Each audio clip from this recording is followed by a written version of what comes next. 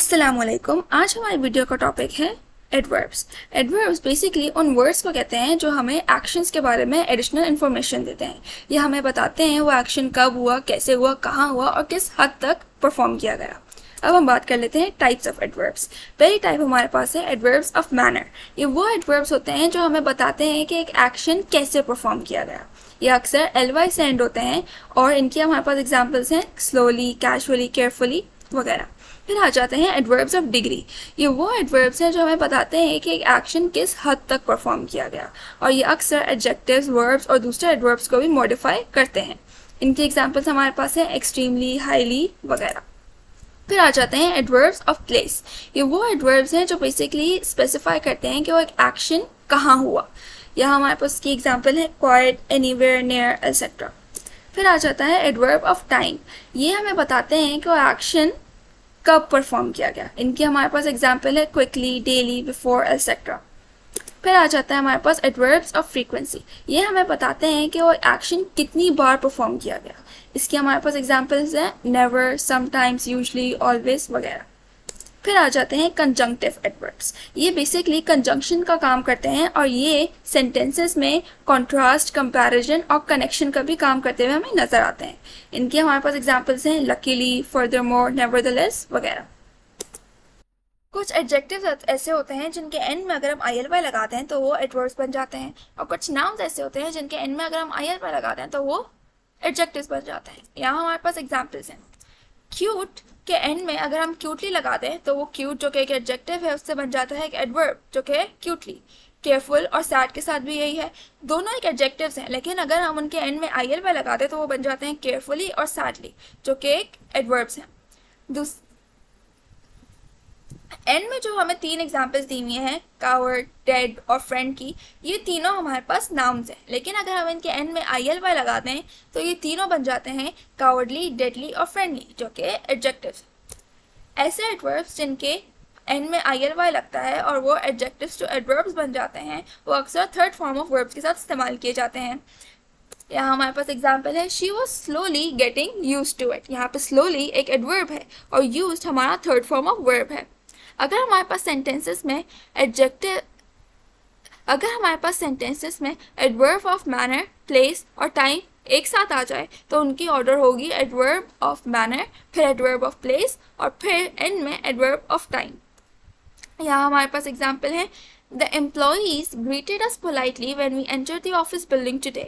यहाँ पे politely adverb of manner है, when हमारा adverb of place है और today हमारा adverb of time है।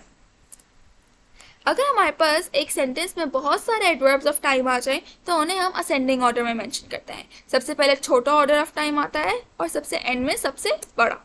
एग्जाम्पल देख लेते हैं the train leaves at 8 AM on Monday this week. यहाँ पे 8 AM और वीक दोनों ही एडवर्ब्स हैं लेकिन हमने 8 AM को पहले मेंशन किया है क्योंकि वो और है एक स्मॉल ऑर्डर ऑफ टाइम और वीक को बाद में मेंशन किया गया है क्योंकि उसमें 7 दिन आते हैं, एक बड़ा ऑर्डर ऑफ टाइम है वो।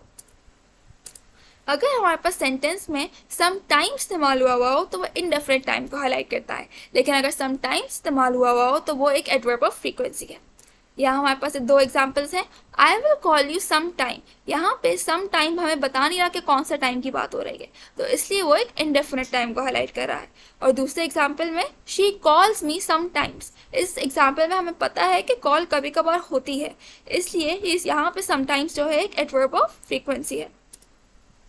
अगर सेंटेंस में अगो हो तो वो एक डिफाइंड टाइम पीरियड को हाईलाइट कर रहा है, अगर बिफोर है तो वो एक अनडिफाइंड टाइम पीरियड को हाईलाइट कर रहा होगा और अगर लेटली इस्तेमाल किया गया है तो वो कोई ऐसे एक्शन को हाईलाइट कर रहा होगा जो थोड़े अरसे पहले हुआ यानी रिसेंटली हुआ है। यहाँ हम एग्जाम्पल्स देख लेते हैं we talked a few hours ago. यहाँ पे अगो एक डिफाइंड टाइम पीरियड यानी फ्यू आवर्स की बात हो रही है तो यहाँ पे अगो एक डिफाइंड टाइम पीरियड को हाईलाइट कर रहा है। दूसरा example it was fine before last night. यहाँ पे बिफोर एक अनडिफाइंड टाइम पीरियड को हाईलाइट कर रहा है, हमें पता नहीं कितना पहले, आखिरी रात के कितना पहले बात हो रही है हमें ये नहीं पता।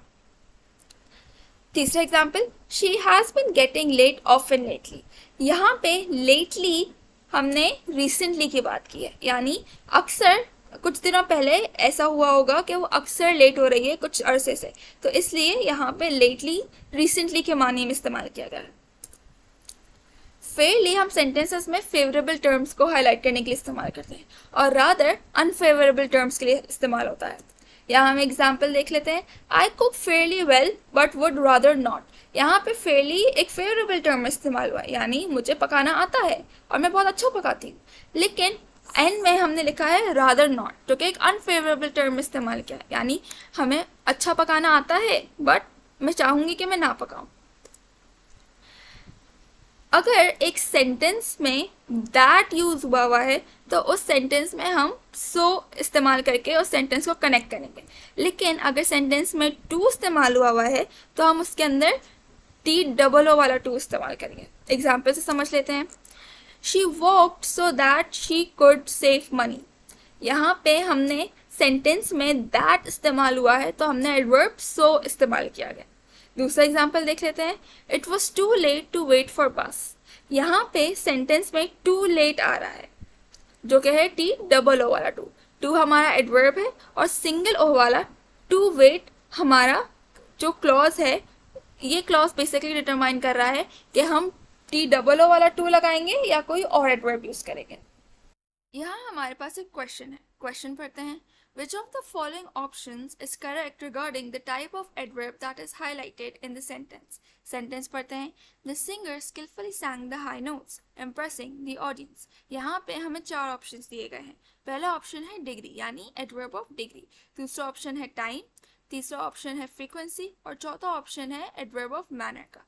यहाँ पे हमें जो एडवर्ब दिया गया है वो है स्किलफुली। स्किलफुली मॉडिफाई कर रहा है वर्ब sang को, इसलिए ये हुआ एडवर्ब ऑफ मैनर, क्योंकि ये बता रहा है कि वो जो वर्ब है हमारे पास वो कैसे सरअंजाम दिया गया। यहाँ इन्होंने एक्सप्लेनेशन में भी यही बात की है। Because skilfully describes the singers performance. Skilfully हमारे पास सिंगर की जो सिंगिंग है उसे डिस्क्राइब कर रहा है, इसलिए ये एक एडवर्ब ऑफ मैनर है। उम्मीद है आपको वीडियो समझ आई होगी। अगर आपके पास कोई भी सवाल है तो आप कमेंट सेक्शन में सवाल पूछ सकते हैं। शुक्रिया।